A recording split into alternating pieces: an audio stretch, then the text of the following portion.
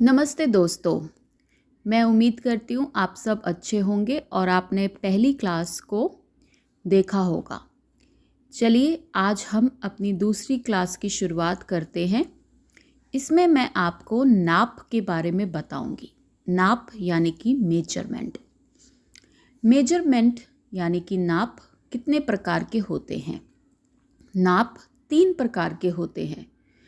पहला शरीर का नाप, पुराने कपड़े का नाप और अंदाज़न नाप।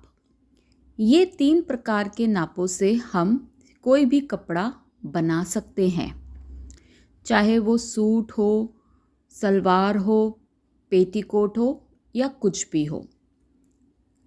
आगे मैं आपको इन सब की डेफिनेशन यानी कि पूरे तरीके से समझाऊंगी।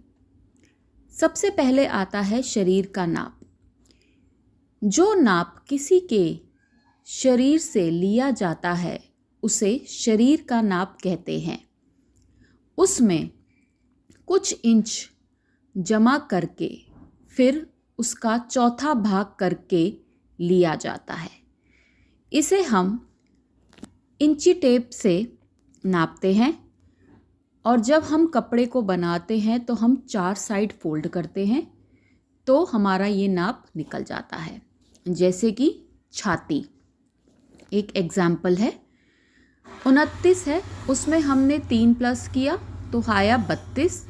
उसे हमने 4 से डिवाइड किया तो आया 8।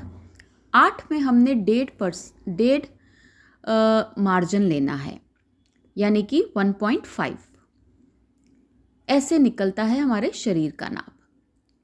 पुराने कपड़े का नाप, जैसे कई लोग अपने बच्चों के लिए कपड़े बनाते हैं तो हम उसे कैसे लेते हैं?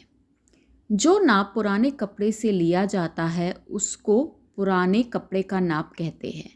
वह कपड़ा जितना होता है उसको उतना ही लेकर आधा किया जाता है, मार्जिन लेकर काटा जाता है। जैसे कि उस कपड़े में छाती है 22 को हम डिवाइड करेंगे 2 से, वो आएगा 11।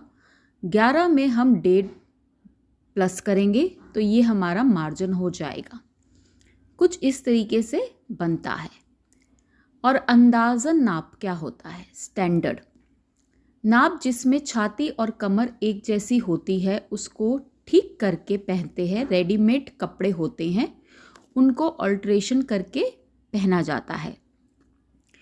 तो ये रेडीमेड जैसे आप कपड़े खरीदते हैं तो हम उसे ऑल्टर कराते हैं, अपना साइज़ का बनाते हैं, क्योंकि वो सब लोग बोलते हैं ना कि फ्री साइज़ है, तो उससे हम अपने ऑल्ट्रेशन करके पहनते हैं, तो वो अंदाज़न नाप होता है। तो ये 3 नाप की डेफिनेशन थी जो मैंने आपको बता दी है। आप इसका स्क्रीनशॉट ले लीजिए जिससे कि आपको ये आसानी हो जाए अपने आने वाले प्रोजेक्ट्स में काम करने के लिए। मुझे उम्मीद है आपको समझ में आया होगा। अगर नहीं समझ में आया तो आप कमेंट में कुछ भी पूछ सकते हैं। वैसे मैं आगे सब धीरे धीरे कर बताऊंगी आपको कि ये कहाँ पर और कैसे नाप लिया जाता है। तो आप इसे कॉपी में उतार सकते हैं जिससे कि आपको याद रहे और आपको आने वाले समय में कोई दिक्कत नहीं होगी। धन्यवाद।